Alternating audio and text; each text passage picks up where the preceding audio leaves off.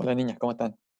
Espero que estén bien, que se encuentren en su casita descansando en la segunda clase ahora aquí por YouTube. Le voy a dar las gracias en realidad a todas las chicas que vieron el video. Muchas de ustedes, muchas de ustedes hicieron el comentario con su nombre. Yo tengo todos los nombres, les puse ahí el corazoncito para que supieran que yo había visto su comentario y que las tengo en mira. Eh, Les doy gracias por eso, porque al final, sin su participación, esto no funciona. Esa es la idea. ¿Qué vamos a hablar hoy día? Vamos a hablar sobre resistencia eléctrica. Vamos a hablar del tema de la resistencia eléctrica, eso sí, a ver cómo avanzo con esto. Ahí está. Explicar lo que es la resistencia eléctrica y asociándolo a qué es un material aislante y qué es un material conductor. Hemos estado hablando de corriente eléctrica, ¿cierto? Por lo tanto, la corriente eléctrica para poder moverse necesita un material.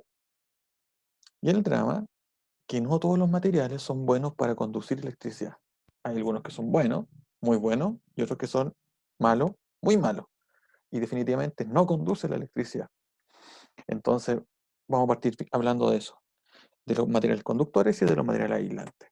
Un material conductor, ustedes ya deben saber asociar el nombre con la característica que tiene. Un material conductor es aquella cuya resistencia al paso de electricidad es muy baja. Entonces, opone muy baja resistencia. ¿Y por qué opone baja resistencia? Porque los electrones que están en sus átomos no se encuentran fuertemente ligados a sus núcleos atómicos. Entonces, como tiene harto electrones, no, me faltó pantalla, electrones libres, esto se puede mover con bastante facilidad a través de este material, por lo tanto la corriente eléctrica, que es una corriente de electrones, esta cosa que está ahí, puede circular a través de ellos. Ejemplo, gran parte de los metales son buenos conductores, pero acá tengo el típico cable cobre y también el oro. El oro es muy buen conductor eléctrico. Claramente no vamos a ocupar cables de oro. Sí, pues no vamos a ocupar cables de oro. El cable de cobre que se utiliza es un excelente, eso sí, excelente conductor. Chile, principal país productor de cobre. Eh, a diferencia de los conductores, los materiales aislantes no presentan electrones libres. Por lo tanto, sus electrones se encuentran sumamente aferrados a los átomos, al núcleo atómico. Por lo tanto, no se pueden mover de manera libre por ellos, por ese tipo de material. Estas son las cintas llamadas cintas aislantes, o más conocidas también como la winchis-Lorenz. No, las winchas aislantes son aquellas que evitan paso de corriente eléctrica, resisten el paso de la corriente eléctrica. Por lo tanto, un conductor, la resistencia es baja, un aislante, la resistencia es alta al paso de la corriente. Y aquí podemos definir lo que es la resistencia eléctrica. La resistencia eléctrica, para conceptos después cuando veamos algo que se llama la ley de Ohm y hagamos algunos ejercicios, la resistencia eléctrica la vamos a abreviar con la letra R mayúscula. Y en realidad la resistencia eléctrica es la oposición o la dificultad que tiene para avanzar la corriente eléctrica por un determinado material. Por ejemplo, aquí está la pilita, intenta hacer mover los electrones, pero existe algo llamado, esta cosa que está ahí, esa es la resistencia. Esta que está aquí en la pila es el voltaje, la diferencia potencial, y esta de aquí es la intensidad de la corriente eléctrica. La intensidad de la corriente eléctrica acá va a cambiar dependiendo de la resistencia. ¿Por qué? Porque este impide o dificulta el paso a la corriente eléctrica por determinados materiales. Ahora, el brillo de estas resistencias es que pueden hacer perder energía a la electricidad, pero la pueden transformar en otro tipo de energía. Por lo tanto, algunas veces las resistencias sí son buenas, o en realidad son buenas. ¿Por qué? Porque transmiten o hacen traspasar o transformar la energía eléctrica en otro tipo de cosas. La medida, la unidad de medida es el ohm y se abrevia con una herradurita, que es una letra griega llamada omega. Después vamos a hablar en la próxima clase de esta unidad, más que nada de la variable y de la unidad de medida en la resolución de problemas. Por lo tanto, lo que yo les decía recién, la dificultad que presenta la corriente eléctrica para poder moverse por un material va a definir al material si es conductor o es aislante. Aquí hay una tablita bien rara, la pueden encontrar en internet, creo, donde existen la resistividad que presentan ciertos materiales al paso de la corriente eléctrica.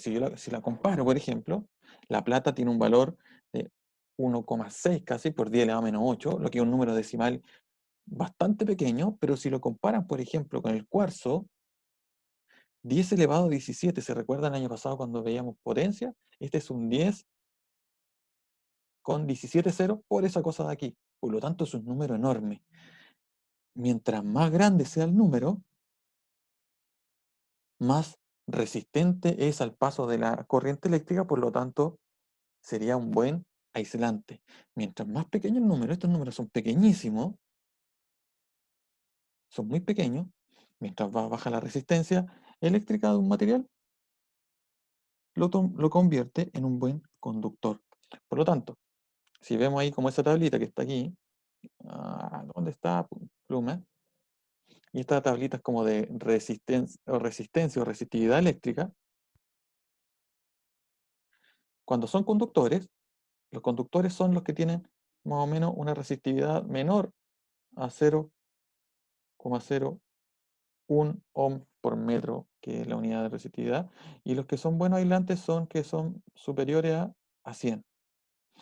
Entonces, mientras más alta su resistividad, el material es un aislante. Mientras más baja, es un conductor.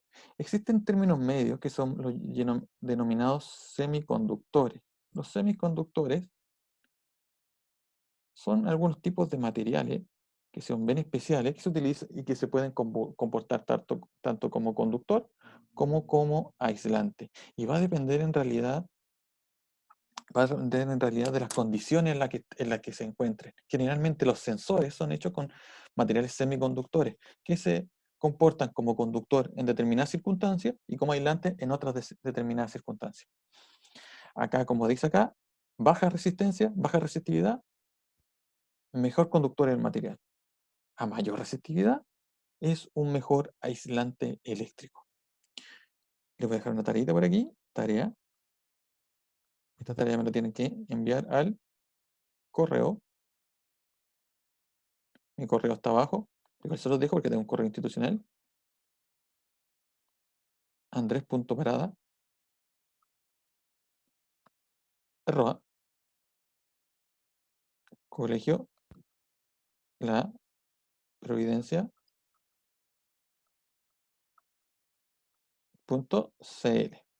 Y la tarea va a ser averiguar, pueden, no sé, sacar algo, mandarme un Word, lo que sea, como ustedes quieren hacerlo, con características de lo que algo llamado superconductores.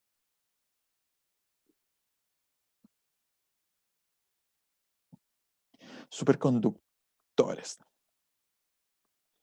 ¿Sí? Y esta tareita, bueno, en realidad es bastante voluntaria. Sé que algunas, yo sé de las personas que me lo van a mandar a mi correo, las conozco bien de ambos cursos, sé quiénes son. Eh, que me hablen un rato sobre superconductores, algunos efectos muy entretenidos que hay, que se presentan en algunos determinados materiales que tienen esta característica del superconductor. La próxima clase, lo que vamos a hacer es estudiar la ley de Ohm, que es una relación matemática que vincula a la resistencia eléctrica con la intensidad de la corriente eléctrica y la diferencia potencial o voltaje, y que va a ser bastante sencillo. La resolución de problemas es súper, súper sencilla, así que tienen que tener a mano su calculadora por ahí, recuerden, su calculadora científica si es que la tienen. Si no tienen nada, bueno, pueden en la casa usar su teléfono, si total, da la misma. Se cuidan mucho, se portan bien y nos estamos viendo. Chao, chao.